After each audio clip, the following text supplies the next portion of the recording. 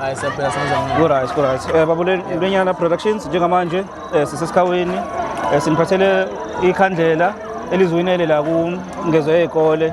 So abafowethu bazochaza nje ukuthi umfowethu ubani esimtholile njengamanje iphelile event ihambe kahle kakhulu. So into ezokwenzeka njengamanje kukhona event ekusasa lapha ya eMdubu Hall. So kunjani ndoda? Hayi ngiyaphila senza kwenza. Siyaphila mfowethu. Niphume unumber 1 namhlanje? Hayi siphuma number 2 ba. Number 2. Okay, uyichaze ukuthi ubani insizwe. Igama ngubanda wakamlawa. Yeah. Ngihlala ePort and Ford. Yes. Yebo. Ufunda kusiphi isikole? Ngifunda esikoleni kuthiwa iKhandlela Secondary. Okay. So kunjani nje ukuba omunye othatha ingxenye lapha kwi-event le ekaDipon?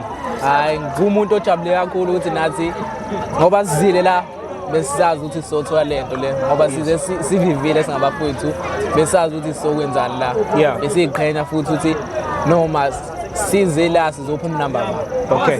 So nje ungathini mhlambe kumuntu osaphikisana nalento engezwe yezikole othi mhlambe into engekho right for ingane zesikole? Awu mina ngithi engikusho ukuthi wena othi uyicelela phansi lento ukuthi hayi bafo ovele uyeke ngoba thina siyithanda ukufa. Yeah. Inhle futhi ngoba isibekile kwimanje nje ikhandlela selidumile ngokuthi liphuma number 2. Okay, number 2. Hayi siyabonga kakhulu. Ngicabanga ukuthi i-trophy esikoleni. Hayi iyakhona. Ekakathi uzothi ekhaya. Kodwa yolala nami. Yolala nawe. Mayishiseliki impepha. Uyabule hawu. Kodwa kumnandi nje nabambisana nothisha abanilekelela. Hayi sibonga uMiss Cabekhulu uyena osizile wazo-interviewa watshela nothisha ukuthi sicela besiphi ithuba ukuthi same nathi soba ingxenyana. Okay. Hayi siyabonga kakhulu nje nakwabanye abafundi bakhona lapha esikoleni senu abakulekelelile ngoba ungahambi wedwa benithimba.